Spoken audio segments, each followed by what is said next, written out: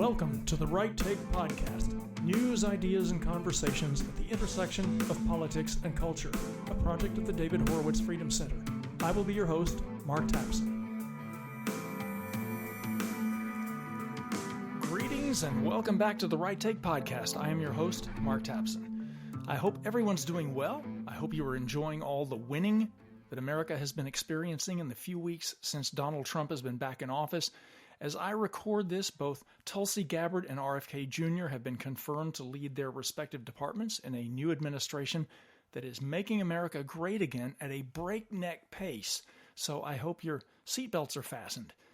I recently wrote that what America needs is not conventionally, quote-unquote, qualified candidates for these departments, but strong leaders of real vision who will take a wrecking ball to the establishment and begin the previously inconceivable task of dismantling a deeply entrenched, deeply corrupt, bloated, big government bureaucracy. And that's exactly what is happening. It's a beautiful thing to watch. And it's beautiful to watch the enemies of our liberties and prosperity freaking out about it because it exposes them as what they are. Anyway, that's politics. And as I'm sure you know if you have listened to even one of my podcasts, I frequently refer to the Right Take as the intersection of politics and culture. This is not a podcast that is strictly or even primarily about politics, because politics is not at the heart of our problems, nor is politics the answer to our problems. Frequently, however, politics itself is the problem, or at the very least is an obstacle to solving our problems. Culture is at the core of our endeavors, and our society, and our humanity. As my friend, the late great Andrew Breitbart, was fond of saying, I'm sure you've heard this often, politics flows downstream from culture. Politics, of course, is a critical arena in which we wrestle over cultural issues, so we certainly can't afford to ignore politics. And it's good that we have people doing battle in that ugly arena. I'm also glad I'm not one of them, because I would make a terrible politician. A pretty good dictator, but a terrible politician. But the bigger arena is civilizational, and that is a cultural fight. Frequently in my writing and here at the Right Take, I talk about saving the West, which seems like a grandiose topic or undertaking, but saving our civilization, the greatest in world history, change my mind, is the fight we are engaged in now.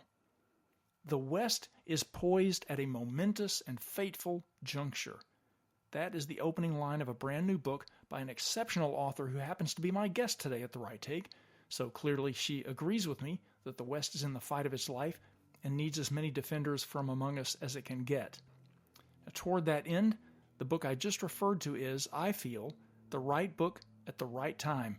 It's called The Builder's Stone: How Jews and Christians Built the West and Why Only They Can Save It.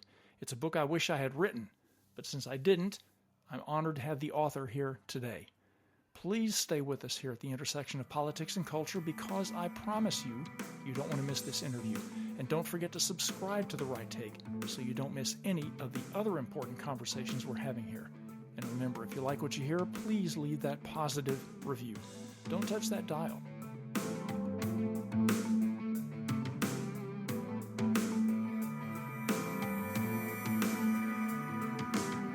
My guest today at the intersection of politics and culture is a very well-known and highly respected British journalist, broadcaster, and author. Her 2006 bestseller, Londonistan, was a major influence on my own political awakening, and her 2010 book, The World Turned Upside Down: The Global Battle Over God, Truth, and Power, is also another favorite of mine. I've never read anything that she's written where she didn't absolutely nail it, and eloquently too. She has other books as well, including a memoir and a novel, and a brand new one, which we're going to get into today. Melanie Phillips, welcome to the Right Take Podcast. Very good to speak to you again. I'm honored to have you on. Before we dive into your latest book, let me ask you about a related issue. What is happening in the UK? It's like their capitulation to Islam is accelerating. You've got mass immigration that's led to skyrocketing knife crimes and rapes. But the leadership there seems to be more focused on suppressing, with the full force of the law, as they put it, ordinary citizens who complain about it. For example, if you tweet something offensive to Muslims, for example, you can expect a visit at home from police officers. and they're now on the verge of adopting blasphemy laws, it seems like. Isn't that the very thing that you warned about nearly 20 years ago in Londonistan? It is indeed. They are indeed going in precisely the opposite direction to the one they should be going into. It's not entirely surprising. This is a Labour government, which is a kind of throwback. It sort of bucks the trend of what's been going on in Europe, where you can see millions of people have been voting for so-called populist parties. In part because of their great concern about mass immigration being out of control and Islamization not being attended to. And in Britain, this has been, as you say, been the case for some decades. So I wouldn't say it's a sort of it's a change. The institutions of the state, by which I include the security service, the intelligence gathering services, really still don't get it. They are all still intent on trying to persuade themselves that Islamic extremism is nothing to do with Islam. I know that sounds ridiculous, but that is actually the case. They find every kind of explanation for Islamic extremism. And now for extremism, they're now relabeling it as extremism. They're saying that there are all kinds of people we should be much more worried about than Muslims. But in fact, the security service itself has on its books, its monitoring as people of acute concern to it in terms of the threat they pose to the British state. About 90% of those people are Muslims. So although it's the case that there are many Muslims in Britain, we must never forget this, who are no problem to anybody, there's a very, very high number who are. Now, the government, the current Labour government, is not only continuing to fail to face that, but as you say, is going in the opposite direction. It has an obsession with Islamophobia. And it is a government which has a very significant extremist wing, which is intent upon empowering radicalism of all kinds, including radical Islam. It's also facing a situation which has developed in Britain, I think, as an inevitable consequence of the kind of trends that you're talking about that I've been mapping for some decades, the arrival of open sectarian Muslim politics. At the last general election last year, when this government came to power, and unprecedented in Britain was the arrival in Parliament, the election to Parliament of 5 independent members of Parliament. This in a state, in a society whose two-party system is so strong that a third party has always found it very, very difficult to get a toehold in Parliament. Nevertheless, here you had 5 completely independent members of Parliament being elected, who were elected on a platform of Gaza-Palestine, an issue of absolutely zero concern, should be in zero concern in a British general election. And the arrival also of something called a Muslim bloc, a kind of political bloc with a programme of action, which was basically had 2 main components. One was the absolute demonisation of Israel by the British government as a demand, and the second demand was a number of measures that would Islamise British society in various ways. And, you know, the Labour Party in particular has always been concerned to appease the Muslim bloc vote in the country because it draws upon, Muslims in Britain are a significant constituency for the Labour Party. So it's dancing increasingly to their tune. There seems to be a massive disconnect between the elites in the UK, well, on the European continent as well. In fact, all throughout the West, whether it's Australia or even here in the United States, at least up until the change of administrations recently here, a massive disconnect between the elites and the people themselves in the UK, who are clearly getting fed up with the direction of the country. Where do you think that's going to lead? I'm afraid that it's not going to end well. It's never something that ends well when millions of people fall out of love with democracy and with representative democracy. And that's certainly what's happened in Britain, and it's what's happened in across Europe. Principally because, and I think it's not so dissimilar from what you've got in America, where there's the perception that the entire conventional political establishment of both what's conventionally called left and right has basically abandoned the people in their desire to uphold and defend the values of their specific nations and uphold and defend the core values of Western civilization. And that perception has brought to power across Europe a number of populist politicians and parties. Now, we may not like some of those people, but that's not quite the point. The point is that what's bringing them to power is this feeling among millions of people that they have been abandoned. A similar feeling expressed itself in Britain in 2016 when the referendum was held on membership of the European Union. And much to the astonishment of the elites, Britain decided, voted to leave the European Union. Again, it was the same thing. They wanted to become, once again, a sovereign nation, not being overruled by any foreign court or any foreign administration, responsible for passing laws in accordance with their own culture and values.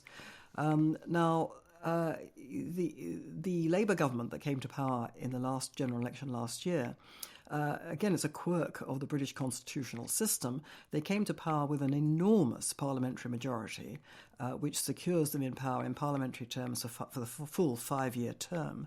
But they were at the same time extremely unpopular. They were voted in by something like about 20% of the whole population voted for them to become a government. And since becoming the government, they have become fantastically unpopular by doing everything that Britain does not want them to do, both in terms of failing to promote British industrial, economic enterprise and flourishing and prosperity and growth and all the rest of it, and going down the road of these, ideological shibboleths. Islamophobia is one particular one. And an attack on independent schooling, an attack on traditional values in schools. I mean, almost everything you can think of that is a sort of left-wing ideological agenda, they are going hell for leather for it, and the people can't stand it. So we have this real paradox that they are secure in power but are extremely unpopular. Now, this is very dangerous because, as you suggest, if people lose trust in and faith in the representative democratic process, then you sow the seeds for the emergence of really, really bad people, demagogues, authoritarian demagogues who can rise to power. And also you set the stage for bad actors to take control of the streets. And we've seen this increasingly, I think in your country too, certainly in Britain. Street mobs, all sorts of people pursuing all sorts of causes, revolutionary causes, taking to the streets and feeling that they have a kind of God-given right to disrupt the lives of everybody else in a very major way and to cause, mayhem and chaos. Well, it sounds like you might have to release an updated version of Londonistan at the rate things are going. I'm a lifelong Anglophile, and it really breaks my heart to see what's happening there. Let me ask you about Israel also, about what's going on there, because you divide your time between England and Israel. So let me ask you where you think things stand there. You were there on October 7th, 2023, for those attacks, and also during the war that followed. What was that like? Well, I spent most of my time there. I'm speaking to you from London. I spent a lot of time in London, but most of my time I spend in Israel.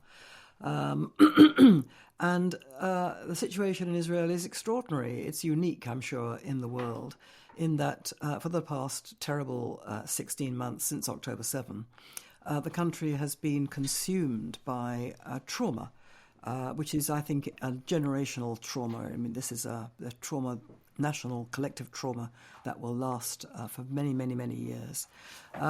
Trauma because it was, Israel was supposedly the refuge, the safe refuge for the Jewish people, and had armed itself to maintain itself in that way, and it was penetrated, it was invaded, and terrible atrocities were carried out against its people. And then, the Seven Front War developed against it, led by Iran. It's a very small country, 10 million people.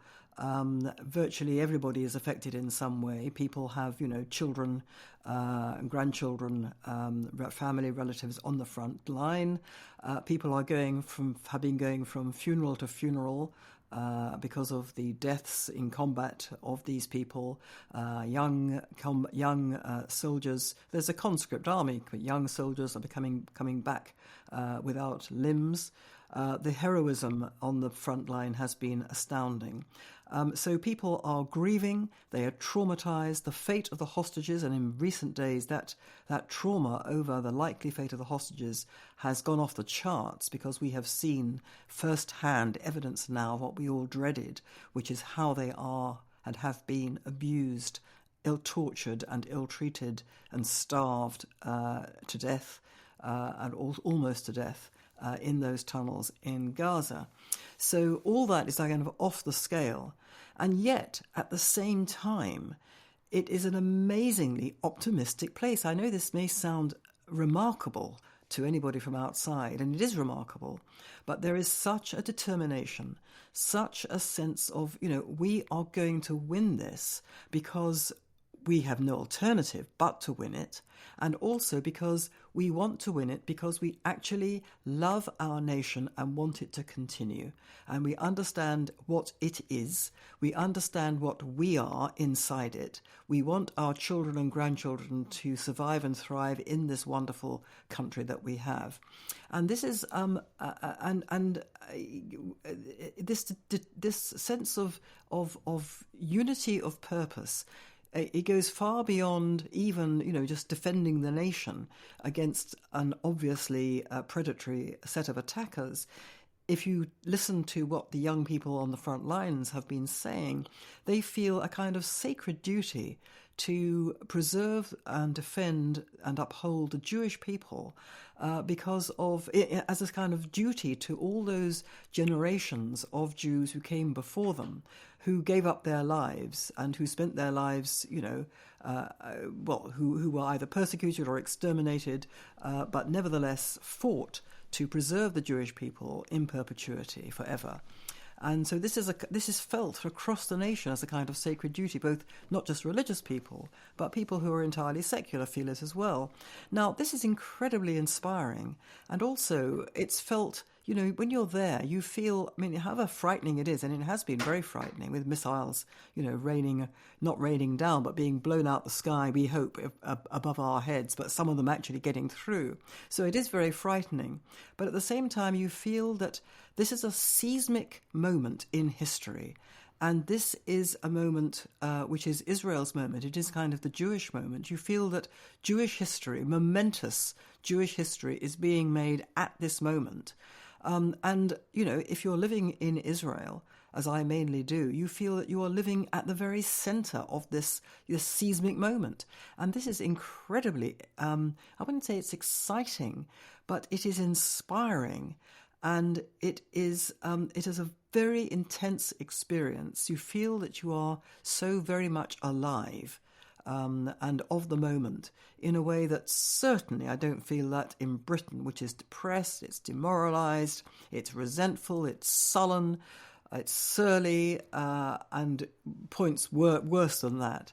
And the difference between the two as I shuttle back and forth is really quite astonishing.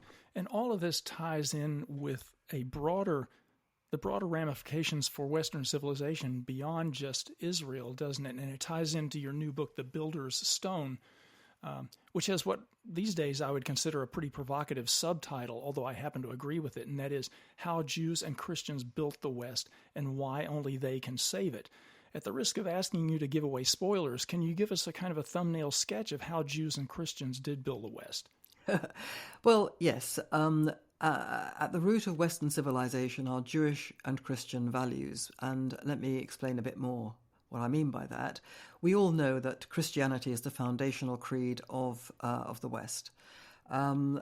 And despite the difficulties the church is in, losing adherents, it still remains the foundational creed. Without Christianity, we can't understand what the West is. But Christianity didn't arise from nowhere. Christianity developed from Judaism. And the values, the core values of the West that Christianity embedded in the West are actually Jewish values. They are values that in many respects were revolutionary at the time that they were created in ancient Israel. I'm not just talking about moral values, which are crucial for the civilized world. Moral values such as morality itself, the distinction between right and wrong, truth and lies, justice and injustice, the injunction to put other people above yourself, that the individual isn't the center of the universe, that you have to put other people above yourself, that you build a society through a sense of interlocking duties, not rights, duties. From which rights descend, but without duties you don't have rights. Now, all those things were revolutionary concepts, and they're at the very base of what everybody in the West, or everybody who cares about these things in the West, values, both secular people and religious people. And people don't realize that they come from originally from Judaism. Now, you say my title is provocative. Indeed, it is provocative. I do believe that Jews and Christians built the West in that the core values which made the West civilized and made the West what it was, which made the West great, which caused it to revolve around both conscience and reason, which gave rise to the civilized values that we know and love and to the development of science and technology, and made modernity what we know it today. Those things come from Jewish and Christian values, Jewish and Christian precepts, and the idea that they are universal is untrue. Most cultures in the world don't have them. And the idea that they kind of sprang fully formed from every individual because they're kind of imprinted into our DNA isn't true. They are specific to Judaism and Christianity. So to that extent, Jews and Christians built the West.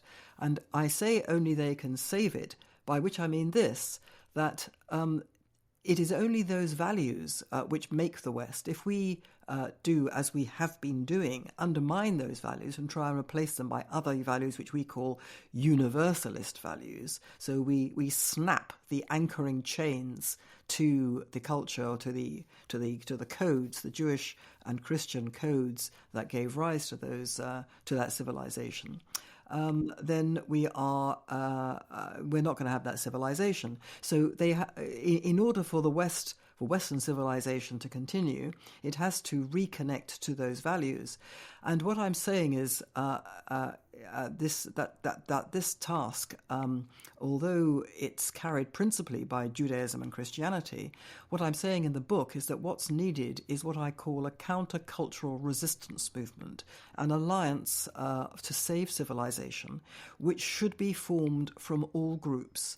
In my view, the old divisions that we thought obtained, which insofar as they ever had validity, no longer obtain. So what am I talking about? Like left versus right, men versus women, black-skinned versus white-skinned people, and then gay people and straight people, and then one religion versus another, or people of religion versus people of no religion at all.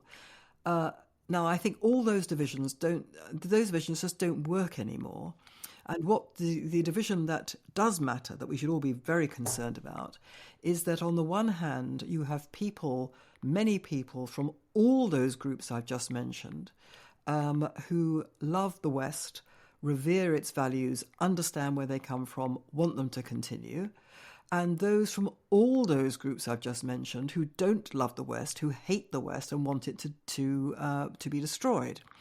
And it's the people from the first group, all those from all different groups and cultures who love and revere the West and want it to continue, that I'm saying should come together in a countercultural alliance to reconnect Western civilization to its core values, which are Jewish and Christian biblical values. I couldn't agree more. And in terms of biblical values, you write also in the book that at its root, this crisis of the West is a spiritual problem. It's a crisis over meaning and purpose. I completely agree with that, and I would love for you to elaborate on it and what we need to do in the West to fill our God-shaped hole. Yes, well, again, it's one of the many myths that secular people, godless people, tell themselves, that you get rid of God, you get rid of organized religion in order to make people happy and fulfilled, and to enable the rule of reason rather than superstitious mumbo-jumbo and obscurantism and all those terrible things. And I think the opposite is true. I think that getting rid of religion has meant that we have got rid of the idea of objective truth. And as a result of getting rid of the idea of objective truth, we no longer know how to distinguish between truth and lies. Everything is simply a matter of opinion. Feelings trump facts. And therefore, we see a destruction of reason itself, of rationality itself. And we can track this not just by the fact that, in all kinds of issues, of which I think the Middle East is one, in which people can no longer distinguish between truth and lies and have embraced irrational and irrationally based set of untruths about the region. But we can see that far from being rational, people have sought to fill the God-shaped hole that's been created by, if they're not believing in God, they're believing in all kinds of stuff. So one of the fastest growing things at the moment in the West is witchcraft. I mean, can you believe it? People believing in not just, religious mumbo-jumbo, but pagan mumbo-jumbo. So the idea we've become rational is untrue. The idea we become happy is also untrue, because we've replaced the biblically based values, which are all about duty and personal responsibility, by a rights culture, which is actually a culture of demands. And if you have a culture of demands, you first of all create groups who are making demands. So they wish to defeat other groups' demands. So you have a kind of permanently divided, rancorous society in which group fights group. But a culture of demands is endless. It ratchets itself up. There is never any end to the demands you want to have met. And consequently, it's a recipe for profound unhappiness, because you can never reach the goal that you're setting yourself, which is so artificial and impossible. And at an even deeper level than that, the loss of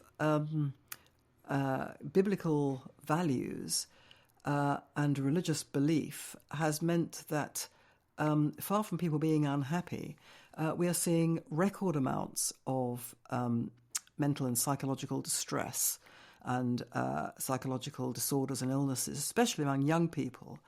Now, without wishing for a moment to downplay the specific nature of some of these ailments, it seems to me that an awful lot of them, if not all of them, have at their core a tremendous spiritual void. There's a tremendous loss of meaning and purpose, especially among young people. And you can see this from the fact they attach themselves to abstract causes over which they actually have no control, such as, for example, climate change.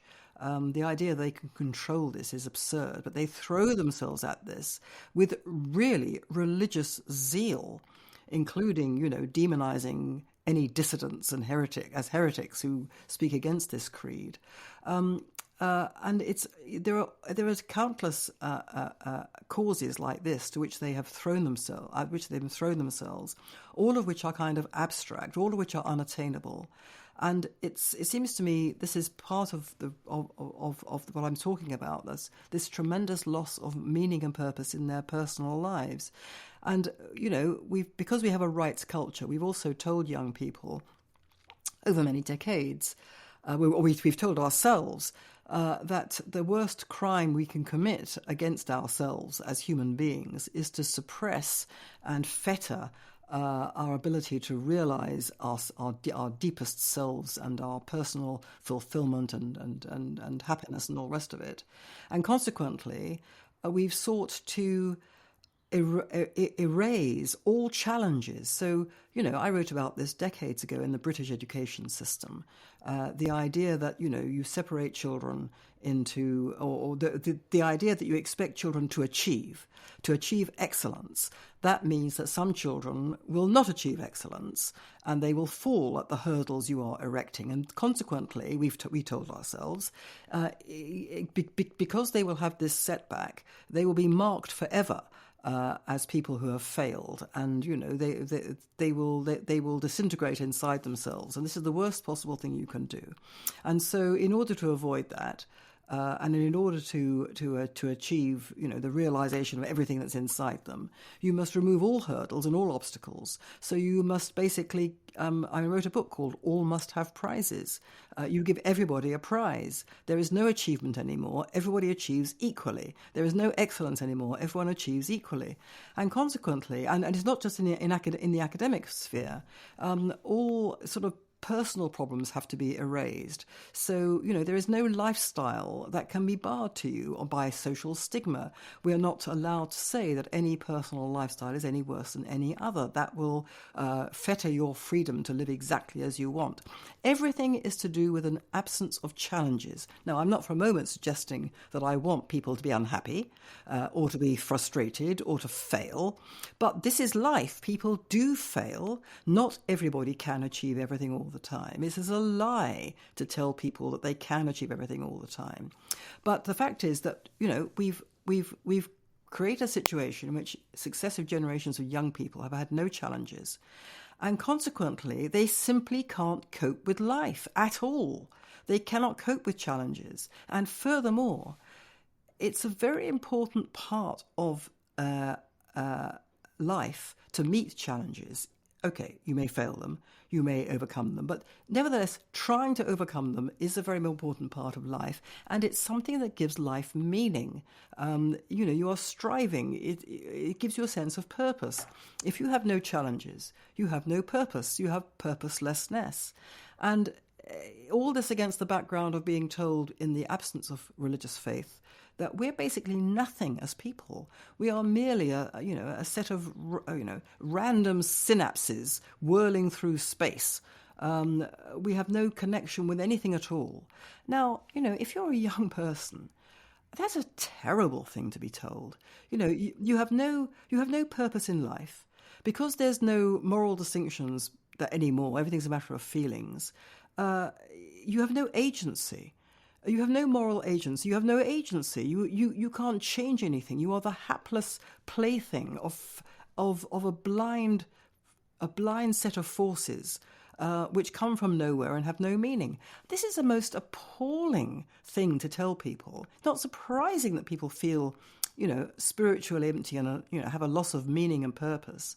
And it seems to me quite obvious that this need is there. And that the post-religious, post-truth, post-moral, secular nirvana that we have tried to create for ourselves is having the worst possible effect.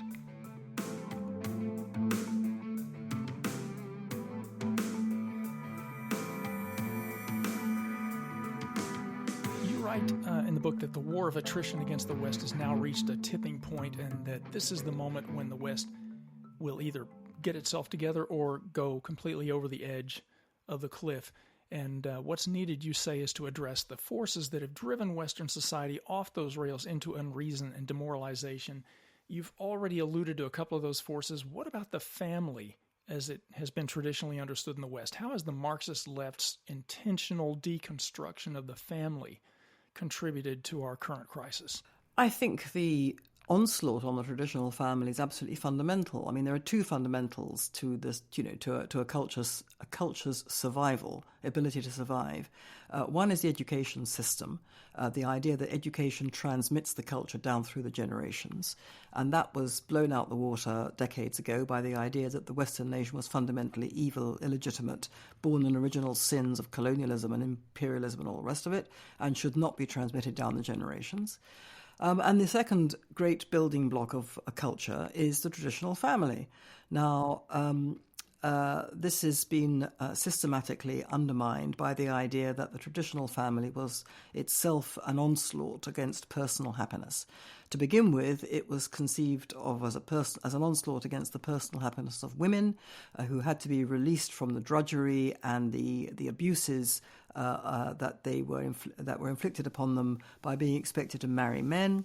And then it became an onslaught against what's called a heteronormative family, the heterosexuality, on the basis that was an affront to people who were homosexual, who were gay and lesbian, and of course then we had the whole sort of transgender issue much more recently. But this idea that you are whatever you want to be, you live in exactly the way that you want to live, that anything else is an assault on your personal freedom to be happy and to be fulfilled. Now, I've been tracking this for decades, and it seems to me it's fundamentally a heterosexual onslaught on the institution of marriage as the union of a man and a woman to bring children into the world. And this was, the onslaught originally started with loosening the rules and laws to do with divorce on the basis that unhappy people should not be kept together for the sake of their children, that it was better for the children if unhappy parents parted. That actually wasn't true. All kinds of research showed that in certain circumstances where the married relationship was indeed abusive and extreme, where there was extreme unhappiness or physical abuse, then it was better for the child. But most divorces weren't like that. Most divorces were more sort of grumblingly unhappy, and then the children did worse if the parents split up. Anyway, that was the divorce issue, which was misrepresented, and I saw the corruption of social science, which was bent to produce results that accorded with this sort of more libertarian position. So that was the divorce issue, and then that mutated into there should be no social stigma about any kind of relationship at all, and consequently you should not disapprove of children that were deliberately were being brought up deliberately without a father, which again was a really terrible thing to do to a child, to will a situation in which they didn't have a father around. And then you had a situation in which, especially in Britain, I'm not quite sure whether it's quite the same in America, but marriage went out of favour for these reasons. It sort of chained people together, and consequently you had the rise of cohabitation, in which people just lived together. Marriage was just a piece of paper. It was of no relevance to anything. Marriage was desacralized, so it became a kind of contract. And who wanted that? It was simply a means of chaining you to each other. You should just cohabit. That was much more civilized. Unfortunately, cohabitation breaks down. Cohabiting couples break up far more frequently than married couples, and what breaks them up even faster is if they have a child, and consequently the rise and rise of cohabitation meant the rise and rise of willed mass fatherlessness. And we know from all the research that fatherlessness is heavily correlated with all kinds of failures at an individual and social level. And then we had the whole sort of gay thing, which I think took us all down a kind of blind alley because the damage had already been done. Marriage, the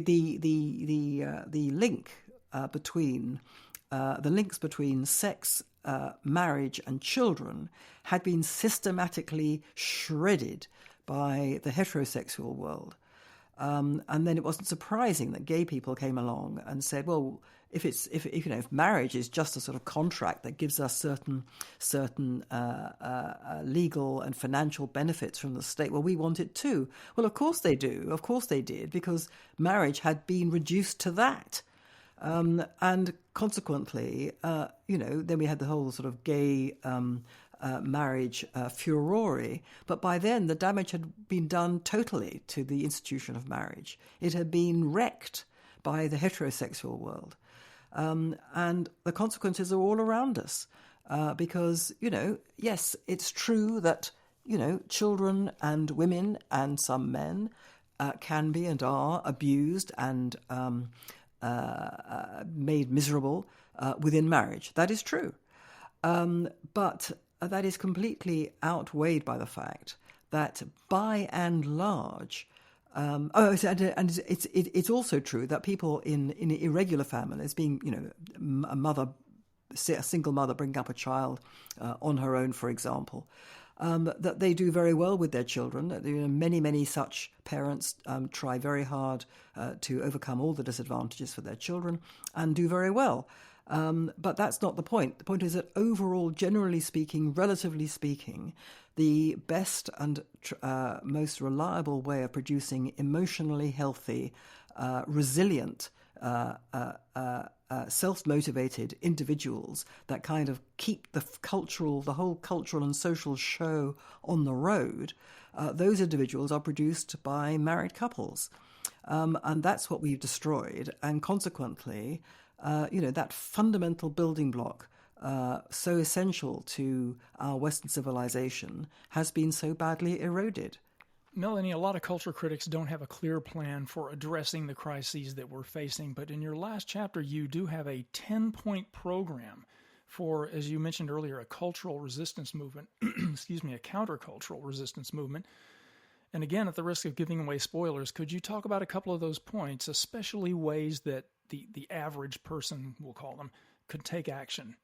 I've said that this countercultural resistance should first of all come together to identify and attack the destructive ideologies that have replaced biblical values. I think we should be identifying the so-called human rights culture as a culture of human wrongs. It has produced massive injustice both at home and across the world. It's produced institutions which have wrecked the global order. The United Nations, for example, which is supposed to be, the crucible of peace and justice internationally, we can see is the opposite. It has legitimized and sanitized and incentivized some of the worst actors in the world, and we can see since the October 7 massacre in Israel, it's actually in bed with the Hamas. It's in bed with some of the worst people in the world. And that comes out of human rights culture, and they have the great institutions of the human rights institutions, the International Criminal Court, International Court of Justice, the great NGOs like Amnesty and Human Rights Watch. They've turned against the human rights of the Jewish people, and they do nothing for the human rights that are being snuffed out within the Islamic world. To certainly take aim at the ideologies that have destroyed these values, but also I think that as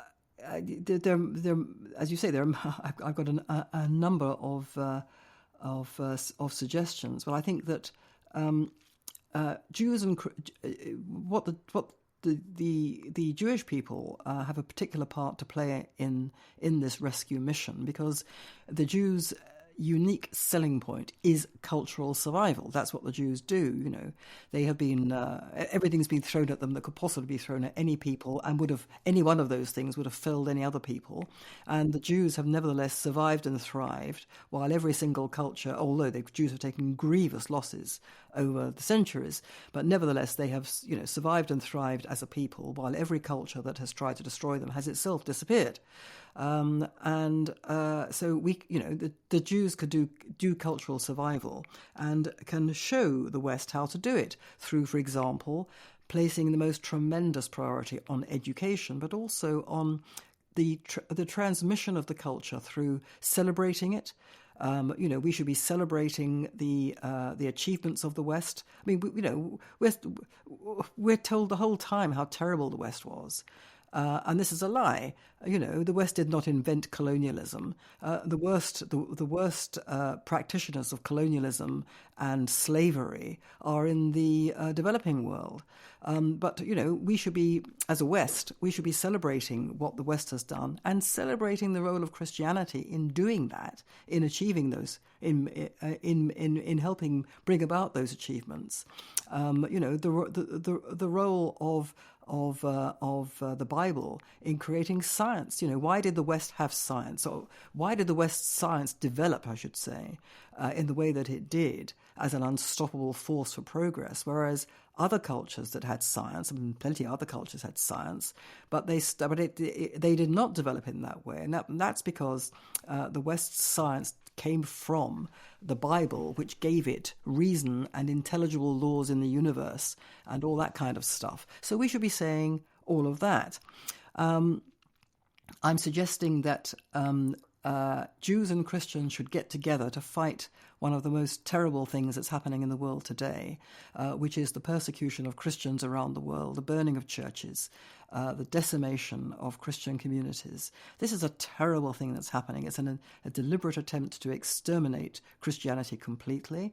There are two principal actors behind this. One is the Islamic world, and the other is the Chinese Communist Party.